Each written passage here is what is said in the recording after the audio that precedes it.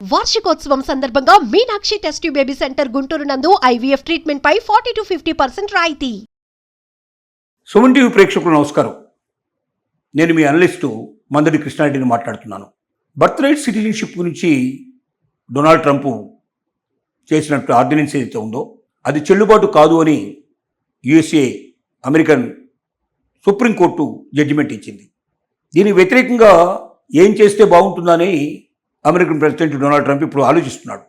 అంత సులభమైన విషయం కాదు. ఒకసారి సుప్రీంకోర్టు ఇచ్చిన జడ్జిమెంట్ని కాదని వేరే ఆర్డినెన్సులు పాస్ చేయడం అంత సులభమైన విషయం కాదు. ట్రంప్ ఆలోచించింది ఏమిటంటే అమెరికాలో పుట్టినటువంటి ప్రతి ఒక్క వ్యక్తి ఖచ్చితంగా అమెరికన్ పౌరుడే అవుతాడు అన్నటువంటి బర్త్ రైట్ సిటిజన్షిప్ వస్తుందనేటువంటి వాదన అమెరికాకు చాలా ఇబ్బంది కలిగించే పరిస్థితి ఏర్పడుతుంది. ఎందుకంటే చాలామంది ఇల్లీగల్గా ఇమిగ్రెంట్సు, ముఖ్యంగా మహిళలు 8 months 9 months పూర్తయ్యే టైంలో వాళ్ళు అమెరికాకు రావడం, ఇక్కడ డెలివరీ అయిపోయి బిడ్డను కనడం, పుట్టిన బిడ్డలకి రక్షణగా తల్లి ఉండాలనేటువంటి వాదనతోటి తల్లి అక్కడ ఉండిపోవడం, ఆ తర్వాత తండ్రి యొక్క సహకారం అవసరం అని చెప్పి తండ్రి కూడా అక్కడికి రావడం, మొత్తం కుటుంబం అంతా అక్కడ అమెరికాలో స్థిరపడిపోవడానికి ఈ బర్త్ రైట్ సిటిజన్షిప్ ఒక రకంగా ఉపయోగపడింది. చాలామంది అక్రమంగా చొరబాటుదారులు లోపలికి వచ్చేసేసి రకరకాల వీసాల మీద వచ్చిన వాళ్ళు కూడా ఇక్కడ ఏదో రకంగా స్థిరంగా నివాసం ఏర్పరచుకోవడానికి ఈ బర్త్ రైట్ సిటిజన్షిప్ను ఉపయోగించుకున్నారు. దీనివల్ల కొన్ని లక్షల మంది బర్త్ రైట్ సిటిజన్షిప్ కింద అక్కడ పుట్టి అక్కడ పెరిగి ఆ కుటుంబం అంతా కూడా వాళ్ళ కోసం అక్కడ స్థిరపడిపోయి వాళ్ళంతా కూడా అమెరికన్ పౌరులుగా మారిపోయారు. కాబట్టి దీన్ని నిరోధించాలని చెప్పి ట్రంప్ చాలా తెలివిగా ఆర్డినెన్స్ పాస్ చేశాడు. ఏమని? తల్లికి తండ్రికి ఇద్దరికి సిటిజన్షిప్ ఉండేటువంటి వాళ్ళ బిడ్డలకు పుట్టినటువంటి వాళ్ళైతేనే వాళ్ళు అమెరికన్ బర్త్ రైట్ సిటిజన్షిప్కు అర్హులు అవుతారు. లేని వాళ్ళు ఎవరు అందరూ అమెరికాను వదిలిపెట్టిపోవాలన్నట్టుగా నినాదం మొదలుపెట్టాడు. దీంతో 20 ఏళ్ళు 25 ఏళ్ళు 30 ఏళ్ళు 40 ఏళ్ళ నుంచి అమెరికాలో స్థిరపడిపోయి పిల్లలు ఇక్కడే పెరిగారు, పెద్దవాళ్ళు అయ్యారు, వాళ్ళకు పెళ్ళిళ్ళైనాయి, వాళ్ళకు పిల్లలు పుట్టారు, ఇల్లు కొనుక్కున్నారు, అక్కడంతా కూడా జీవితాన్ని స్థిర నివాసం ఏర్పరచుకున్నారు. వాళ్ళంతా ఇవాళ అమెరికాను వదిలిపెట్టి వెళ్ళాలంటే ఏ దేశం వాళ్ళు వాళ్ళని అంగీకరించరు. పుట్టింది అమెరికాలో, నువ్వు ఇండియాకి ఎలా వస్తావు? అమెరికాలో పుట్టిన బిడ్డలకి ఇండియా లోపల పౌరసత్వం ఎట్లా ఇస్తారు? అలాగే మెక్సికోలో ఎట్లా పౌరసత్వం ఇస్తారు? ఇంకో దేశంలో ఎలా పౌరసత్వం ఇస్తారు? అంటే వాళ్ళు అమెరికన్ పౌరులు కాకుండా పోతారు, ఏ దేశానికి పౌరులు కాకుండా పోతారు. వాళ్ళ జీవితం అంతా కూడా త్రిశంకుడు స్వర్గంలాగా అయిపోయే పరిస్థితి ఏర్పడుతుంది. కాబట్టి ఇలాంటి పరిస్థితుల్లో సుప్రీంకోర్టు జోక్యం చేసుకొని మొత్తం 9 మంది న్యాయమూర్తుల్లో 3 ట్రంప్కు అనుకూలంగా తీర్పిస్తే మిగిలిన 6 వ్యతిరేకంగా తీర్పునిచ్చారు. అమెరికాలో పుట్టినటువంటి ప్రతి బిడ్డ, ప్రతి శిశువు తప్పనిసరిగా అమెరికన్ పౌరుడే అవుతారు అని చెప్పి సుప్రీంకోర్టు జడ్జిమెంట్ ఇచ్చింది.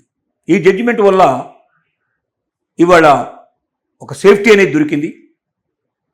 అమెరికాలో ఇప్పటిదాకా ఉన్నటువంటి వాళ్ళు ఎవరుతున్నారో బర్త్ రైట్ సిటిజన్షిప్ కింద పుట్టినటువంటి వాళ్ళందరూ కూడా అమెరికన్సే అనేది తీర్మానం జరగడం వల్ల చాలామంది ఊపిరి పీల్చుకున్నారు, చాలామంది నిద్రపోగలిగారు.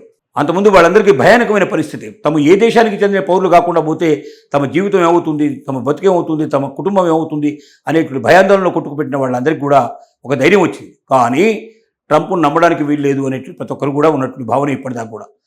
ఏమో ట్రంప్ ఏ రకమైన ఆర్డినెన్స్ మళ్ళీ తీసుకొస్తాడో, కొత్త కొత్త ఆలోచనలు ఏం చేస్తాడో, దాన్ని అదే రూపంలో కాకుండా ఇంకొక రూపంలో ఏమైనా వస్తాడేమో, తద్వారా తమ యొక్క అస్తిత్వానికి భంగం కలిగిస్తాడేమో అని ప్రతి ఒక్కరూ భయపడుతున్నారు. ఇంతమందిని భయపెట్టి, ఇంతమందిని బాధపెట్టి, ఇంతమందికి ఇబ్బంది కలిగించి ట్రంప్ ఏం సాధించదలుచుకున్నాడంటే ఒక పైశాచిక ఆనందం, ఒక తుగ్లక్ చేష్ట. ఇవాళ అమెరికన్సే ట్రంప్ను వ్యతిరేకించే పరిస్థితి, అసహించుకునే స్థితి వచ్చిందని చెప్పడానికి ఆశ్చర్యపడాల్సిన అవసరం లేదు. 68% ఇవాళ ఓటింగ్ పెడితే 68% అతనికి వ్యతిరేకంగా ఓట్లు వేసేందుకు సిద్ధపడుతున్నానని చెప్పి అనేక వార్తలు మనకు తెలుస్తున్నాయి. అంటే తను ఏ ప్రజల కోసమైతే ఇన్ని ఆర్డినెన్సులు తీసుకొస్తున్నాడో, ఏ ప్రజల మేలు కోసం అయితే తను ప్రయత్నం చేస్తున్నాడో ఆ ప్రజల్ని తనని అసహించుకునే పరిస్థితి ఏర్పడిందనే విషయం అర్థం చేసుకున్నప్పుడు ట్రంప్ విధానాలు మార్చుకోవాలి. కానీ మార్చుకోవడానికి సిద్ధంగా లేడు. కొంతమంది వ్యక్తులు అలాగే పుడతారు, కొంతమంది వ్యక్తులు అలాగే మరణిస్తారు. అలాంటి వాళ్ళల్లో మనం వాళ్ళని మూర్ఖులు అందామా, లేక వాళ్ళకి ఇంకొక రకమైన పేరు పెడదామా? ఏ పేరు పెట్టినప్పటికీ ట్రంప్లో మార్పు ఆశించడం అంత సులభమైన విషయం కాదు. ట్రంప్ మారకపోతే మరి బర్త్ రైట్ సిటిజన్షిప్ ఉన్నట్ట లేనట్ట అనేటువంటి ఒక డోలాయమైన పరిస్థితి ఇంకా ముందుకు సాగుతుంది. ఎందుకంటే ట్రంప్ను ఎందుకు నమ్మరంటే ఇంతకుముందు అనేక రకమైన కోర్టులు ఇచ్చినటువంటి జడ్జిమెంట్స్ మీద కూడా మరొక పద్ధతిలో ఆ జడ్జిమెంట్స్ చెల్లని విధంగా రకరకాల ఆర్డినెన్స్ తీసుకొచ్చేసి తాను అనుకున్నటువంటి మాటకే చెల్లుబాటు అయ్యేటట్టుగా ప్రయత్నించిన వ్యక్తి డొనాల్డ్ ట్రంప్. కాబట్టి డొనాల్డ్ ట్రంప్ను నమ్మడానికి వీల్లేదు కాబట్టి ప్రతి ఒక్కరు అనుమానిస్తున్నారు. కానీ ఇప్పటిదాకా సుప్రీంకోర్టు ఇచ్చిన జడ్జిమెంట్ వల్ల కొంతవరకు సంతోషాన్ని వ్యక్తపరుస్తున్నప్పటికీ, కొంతవరకు నమ్మకం కలుగుతున్నప్పటికీ అది 100% అని మనం చెప్పడానికి వాళ్ళ వీల్లేదు. లక్షలాది మంది భారతదేశం నుంచి వెళ్ళిన వాళ్ళు కానీ, ఇతర దేశాల నుంచి వచ్చిన వాళ్ళు కానీ, అక్కడ అమెరికాలో స్థిరపడ్డ వాళ్ళు ఎవరుతున్నారో ఎప్పుడూ 150 ఏళ్ల క్రితమే వాళ్ళు రాసుకున్నటువంటి మార్పు రాజ్యాంగం ఏదైతుందో 18వ సవరణ కింద అమెరికాలో పుట్టిన ప్రతి బిడ్డ, ప్రతి శిశువు ఖచ్చితంగా అమెరికనే అవుతాడు అనేటువంటి బర్త్ రైట్ సిటిజన్షిప్ ఏదైతే ఇచ్చారో అది అమలు అవుతుందని, అమలు కావాలని ప్రతి ఒక్కరు కోరుకుంటున్నారు. ట్రంప్ దీనికి వ్యతిరేకంగా ఏ రకమైన ట్రంపులు ఆర్డినెన్స్ తీసుకురాకుండా ఉండాలని కోరుకుంటున్నారు. తమ జీవితాలు అమెరికాలో ఇలాగే తమ కుటుంబాలు ముందుకు వెళ్ళాలని కోరుకుంటున్నారు. వారందరికీ మరి ఏదో ఒక రోజున ఆ నమ్మకం, విశ్వాసం కలగాలని మనందరం కూడా కోరుకుందాం.